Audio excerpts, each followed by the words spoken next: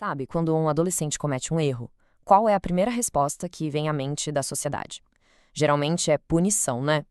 Mas e se a gente olhasse para essa questão de um jeito diferente? E se o foco não fosse no erro, mas na chance de aprender com ele? É sobre isso que a gente vai conversar agora. Pois é, essa metáfora de trocar as lentes é perfeita, é a base de tudo que a gente vai ver. A ideia não é, de jeito nenhum, passar a mão na cabeça ou ignorar o que aconteceu. Pelo contrário, é olhar mais fundo, entender o que está por trás daquele ato. É uma virada de chave, sabe? Sair de uma lógica que só pune para uma que busca educar. Durante muito, mas muito tempo mesmo, a visão era uma só. Aconteceu algo errado? O foco ia todo para a infração, para o erro. Era uma lógica bem reativa, sabe? O objetivo era um só: aplicar uma sanção e pronto. Problema resolvido. Só que não. Olha que interessante essa comparação.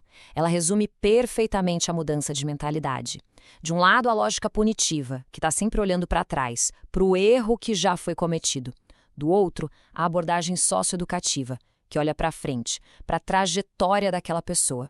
O olhar deixa de ser aquele que só quer disciplinar, punir, e passa a ser um olhar formativo, que tenta entender todo o contexto, o lado social, a família, o emocional. No fim das contas, o objetivo principal não é mais a punição, é educação. Ok, mas então, o que é, na prática, essa tal de socioeducação? O que significa esse conceito? Vamos dar uma olhada na definição mais formal para entender bem o propósito dela. A palavra-chave aqui é responsabilização consciente. Preste atenção nisso. Não é só sobre cumprir uma medida, uma pena. É sobre entender de verdade o impacto das próprias atitudes. A socioeducação não olha para o ato como uma coisa isolada, sabe? Ela entende que aquilo faz parte de uma história de vida, uma história que muitas vezes vem cheia de fragilidades sociais, familiares, econômicas. E essa imagem aqui captura a essência do modelo. Muita gente pensa que é uma coisa ou outra. Ou a gente responsabiliza, ou a gente protege. Mas não é nada disso. Na socioeducação, as duas coisas caminham juntas, de mãos dadas. O adolescente precisa, sim, assumir a responsabilidade pelo que fez, mas isso acontece enquanto ele é tratado com dignidade, como alguém que está se desenvolvendo e que tem seus direitos garantidos. Então, tudo se sustenta em 3 pilares. O primeiro, a responsabilização ativa. Não é só aceitar um castigo passivamente, não. É um processo ativo de aprender sobre as consequências do que se faz.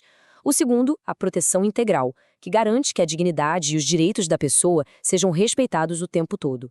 E por último, o desenvolvimento integral, que é focado em construir as ferramentas para um futuro diferente, né? Coisas como empatia e autocontrole. Tudo bem, a teoria é interessante, mas como isso funciona no mundo real, na prática? Para a gente entender melhor, vamos pegar um exemplo bem comum, um caso de vandalismo, e ver como a socioeducação se aplicaria no dia a dia. Imagina um caso de vandalismo na escola. A resposta punitiva clássica seria o quê? Uma suspensão, uma advertência, algo rápido, direto. Simples, né? Mas será que resolve a longo prazo? Já a resposta socioeducativa é bem diferente. Ela é um processo, com começo, meio e fim. E o objetivo não é punir, é ensinar. E como seria esse processo? Bom, primeiro, uma escuta qualificada. É sentar e entender o porquê daquilo ter acontecido. Depois, a reparação. A pessoa que causou o dano vai lá e ajuda a consertar. Isso torna uma consequência muito real, muito concreta. Aí vem as rodas de reflexão para conversar em grupo e desenvolver empatia. E o ponto fundamental, oferecer novas oportunidades, como cursos, e trazer a família para perto, para fortalecer essa rede de apoio. Percebe como é uma abordagem muito mais completa e integrada? Tá, mas por que essa abordagem é mais eficaz? Qual é a mágica por trás dela? Bom, não é mágica, é ciência. Existem motivos bem claros, tanto na psicologia quanto na sociologia, que explicam por que esse modelo funciona melhor para reduzir a reincidência. O segredo está em atacar a raiz do comportamento. A socioeducação é eficaz, porque ela ajuda a desenvolver habilidades que são cruciais para a vida e que muitas vezes faltam para esses jovens. Coisas como empatia, autocontrole, saber tomar uma decisão, resolver um conflito sem violência. A ciência mostra que são essas competências que realmente mudam o jogo. Então, em vez de só tentar apagar um comportamento ruim, a gente constrói as bases para comportamentos bons, que vão durar para sempre.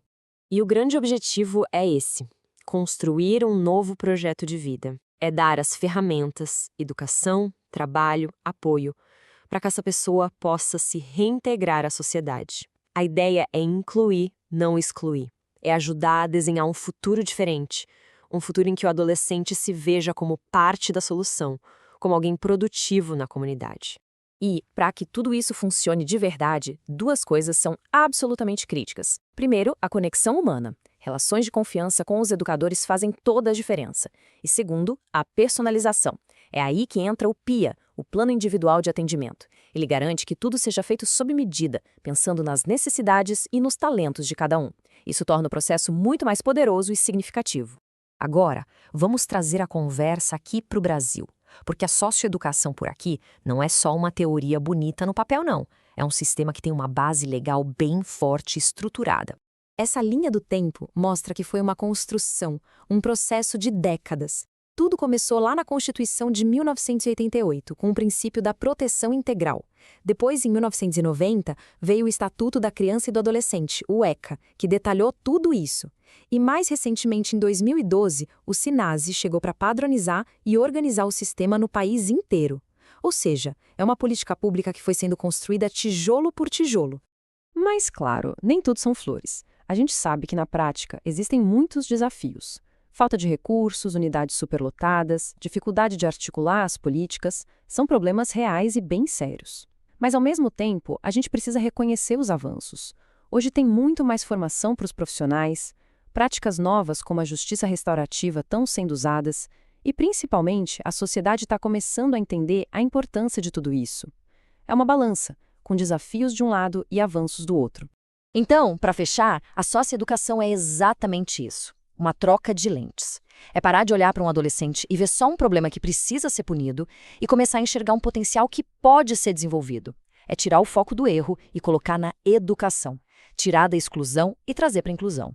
E aí fica a reflexão final, né?